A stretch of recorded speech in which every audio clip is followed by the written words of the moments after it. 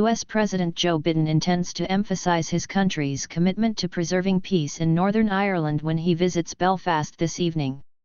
He will arrive in the city to mark the 25th anniversary of the signing of the Good Friday Peace Agreement. The 1998 deal brought an end to the Troubles, the decades-long violent conflict in Northern Ireland in which thousands of people were killed. A huge security operation is already in place in Belfast for the visit. Ahead of his arrival, Mr. Biden said, "I look forward to marking the anniversary in Belfast, underscoring the U.S. commitment to preserving peace and encouraging prosperity." His visit to Belfast will be the first leg of a 4-day stay in Ireland, during which he will discuss his Irish roots and meet Irish relatives. While Mr. Biden has praised what politicians did to secure peace in 1998, his visit is overshadowed by the fact that Northern Ireland's power-sharing government is not functioning. It collapsed last year when the Democratic Unionist Party, DUP, one of the biggest parties at Stormont, pulled out as part of a protest against post-Brexit trade rules for Northern Ireland. Mr. Biden's trip comes 2 weeks after MI5 said the terrorism threat level in Northern Ireland had increased due to a rise in activity by dissident Republicans. During an illegal parade by dissident Republicans in Londonderry on Monday, petrol bombs were thrown at a police vehicle, but the violence was confined to one area and ended a short time later. The president's spokesman said Mr. Biden was more than comfortable making this trip in spite of the terrorism threat. On Monday, the 80-year-old dropped another hint that he would seek re-election in 2024, saying he planned to run again but was not prepared to announce it yet. He will travel from Washington, D.C. on Air Force One and will arrive at Belfast International Airport sometime on Tuesday evening. Upon his arrival, he will be greeted by Prime Minister Rishi Sunak. A police Land Rover parked at a cordon close to the Belfast hotel in which Joe Biden is expected to stay. No other details have been revealed about his plans for Tuesday evening, but he is expected to stay at a Belfast city centre hotel. His visit to Northern Ireland is much shorter than was originally expected. He will leave Belfast on Wednesday afternoon to travel to the Republic of Ireland for events in counties Louth and Mayo, where he has relatives, and in Dublin before leaving on Friday.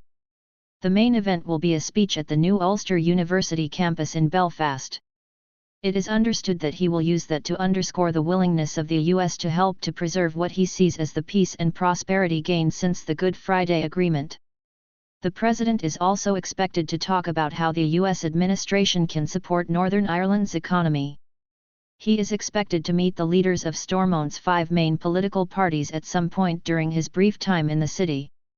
There has been a huge police presence in the centre of Belfast since Monday afternoon, and that will continue all through Tuesday and into Wednesday. On Bedford Street, police officers are patrolling at barricades close to the Grand Central Hotel, but pedestrians can pass through and businesses in the area are operating as usual.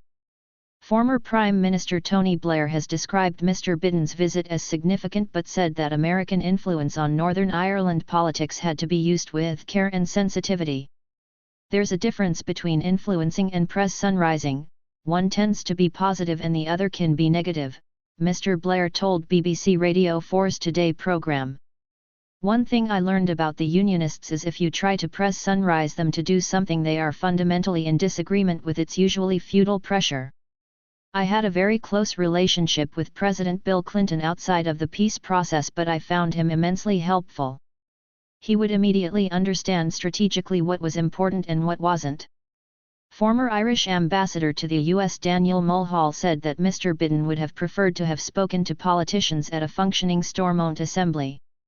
But he added, his speech at Ulster University will be very carefully crafted to get across the message that essentially America is here to help. President Biden regularly speaks of his Irish heritage and had promised to visit the country during his presidency.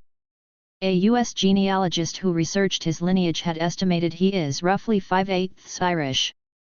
Among his great-grandparents was Edward Blewett, an engineer and brickmaker who left the west coast town of Ballina in County Mayo in 1850. He settled in Scranton in Pennsylvania as the devastating Irish potato famine was causing widespread starvation. President Biden's maternal great-great-grandfather Owen Finnegan departed Carlingford in County Louth in the late 1840s to travel to America.